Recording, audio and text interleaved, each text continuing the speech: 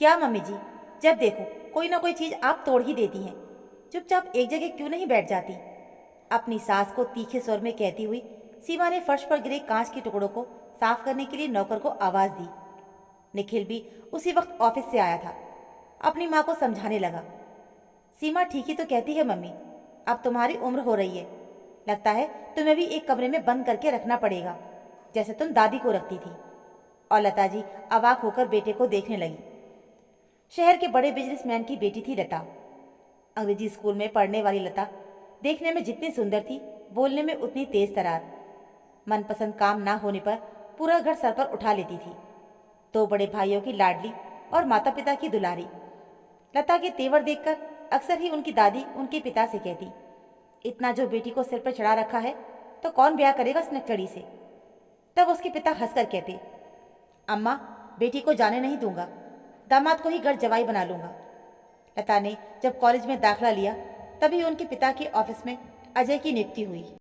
स्वभाव का सरल और काम में अनुशासित अजय जल्दी ही उनके पिता को भा गया।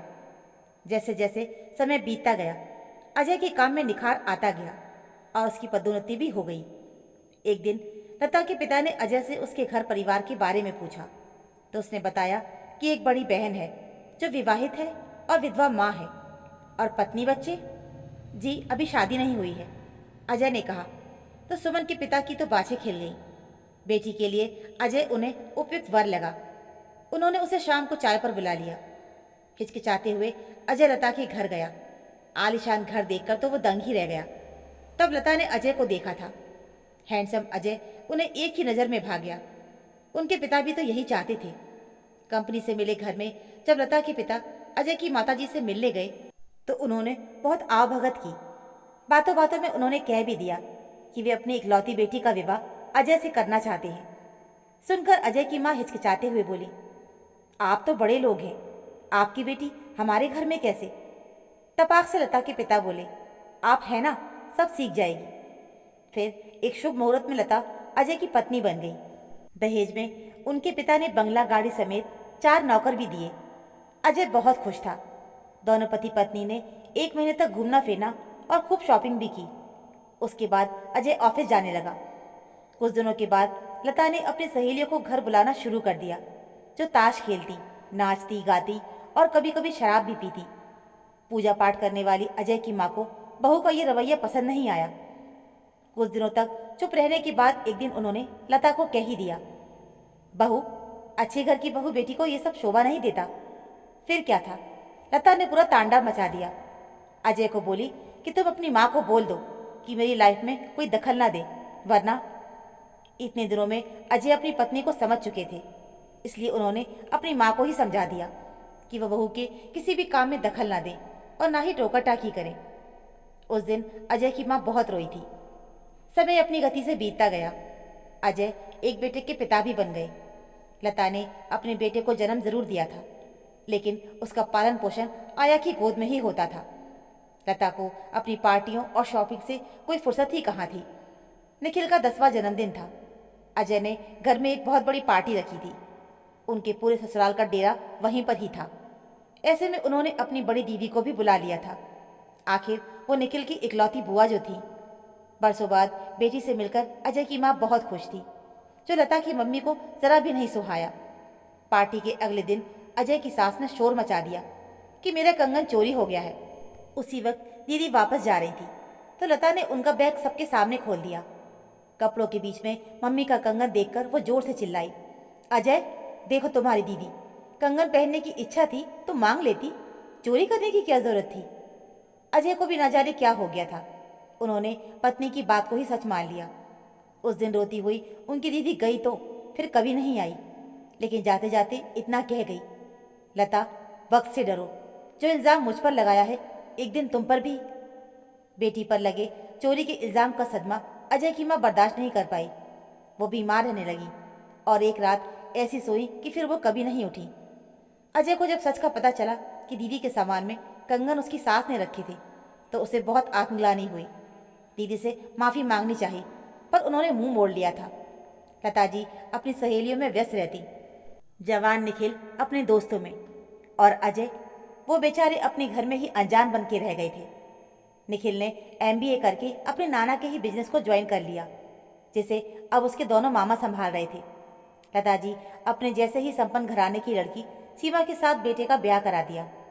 सीमा अपनी सास की ही तरह आधुनिक विचारों वाली लड़की थी। अब सास बहू दोनों एक जैसे कपड़े पहनती और साथ में पार्टी करती, जो अजय को बिल्कुल पसंद नहीं आता था। वो पत्नी को समझाते कि हर काम समय पर ही अच्छा लगता है, पर पत्नी ने उनकी बात पर कभी कान नहीं दिया। समय के साथ अजय जी का शरीर शिथिल होने लगा, लता जी भी बेडौल होने लगी, तो बहू ने उन्हें साथ ले जाना छोड़ दिया। बुरा तो लगा, फिर मन को समझा लिया कि चलो अब पति के साथ समय बिताऊंगी। शरीर से कमजोर और बीमार अजय जी को जीने की इच्छा खत्म हो चुकी थी। बस एक दिन रात को सोए सोए ही उन्होंने दुनिया छोड़ दी। उसी समय से बहू ने सास से मालकिन का हक छीन लिया और घर के आधे हिस्से पर उनकी उपस्थिति को प्रतिबंध लगा दिया। आज ना जाने कैसे लता जी उधर चली गई और मेज से टकरा गई और कीमती शोपीस टूट गया। तो बहू बेटे ने उन्हें, बड़ी मालकिन कमरे में जाइए ना, हमें फर्श। हरिया बोला तो उनकी तंद्रा टूटी। हाँ जाती हूँ, कहते हुए वो अपने घुटने पर हाथ रखकर धीरे धीरे अपने कमरे की ओर बढ़ गई। सीमा का जन्मदिन था। मायके से उसकी मम्मी और भाई आए हुए थे। घर में एक बड़ी पार्टी चल रही थी। सभी लोग नाच गा रहे थे, मगर लता जी को अपने कमरे में ही रहने की सख्त हिदायत दी गई थी। उनका मन बहुत दुखी था, शायद अपने पिछले कर्मों का पछतावा भी। देर रात पानी पीने के लिए वो रसोई में जाने लगी तो उन्हें सुनाई दिया कि सीमा कह रही है, निखिल मैं तो तंग आ गई हूँ तुम्हारी मम्मी से, चुपचाप बैठती ही नहीं है, सहेलियों के सामने आकर मेरी इंसल्ट कराती रहती है। अब तो तुम इन्हें वृद्धाश्रम भेज दो। हाँ तुम ठीक कहती हो, लेकिन ये ऐसे नहीं जाने वाली। इन्हें भी बुआ की तरह ही कोई इल्ज़ाम। इसके आगे वो सुन न सकी। ननद के साथ किया गया अपना कुकृत्य उन्हें याद आ गया। हे भगवान, अब यही बाकी रह गया है। ऐसे बेइज्जत होने से तो अच्छा है कि मैं खुद ही चली जाऊं। अपना सामान लेकर सुबह जब वो जाने लगी तो उनका पैर अचानक टेबल के पाए से टकरा गया और उनका हैंडबैग गिरकर खुल गया। उनकी कंघी पाउडर के बीच सीमा की मम्मी का नेकलेस चमक रहा था। सीमा जोर से चिल्लाई, छी मम्मी जी, मेरी मम्मी की नेकलेस चुराने की क्या जरूरत थी, मांग लेती तो। लता जी अवाक थी कि ये कैसे हुआ। आखिर वक्त ने उन पर भी चोरी का इल्जाम लगा ही दिया, जो बरसों पहले उन्होंने अपनी ननद पर लगाया था। दरअसल पार्टी की गहमा गहमी का फायदा उठाकर सीमा की मम्मी ने ही दिन में नौकर से ये काम करवा दिया था। लता जी चोरी के आरोप का सदमा बर्दाश्त नहीं कर सकी और वो एकाएक अट्टहास लगाने लगी। हा हा हा, चोरी, हाँ मैंने चोरी, कहकर जोर जोर से वो हंसने लगी और बेहोश हो गई। डॉक्टर ने निखिल को बताया कि सदमे के कारण लता जी अपना मानसिक संतुलन खो बैठी है, परंतु घबराओ नहीं, वो जल्दी ही ठीक हो जाएंगी।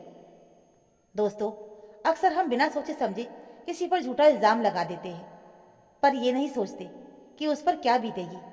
लेकिन जब उस व्यक्ति के हृदय से हाय निकलती है तो परिणाम हमेशा बुरा होता है, जैसा कि लता के साथ हुआ। अतः किसी पर दोषारोपण करने से पहले हमें एक बार सोचना अवश्य चाहिए।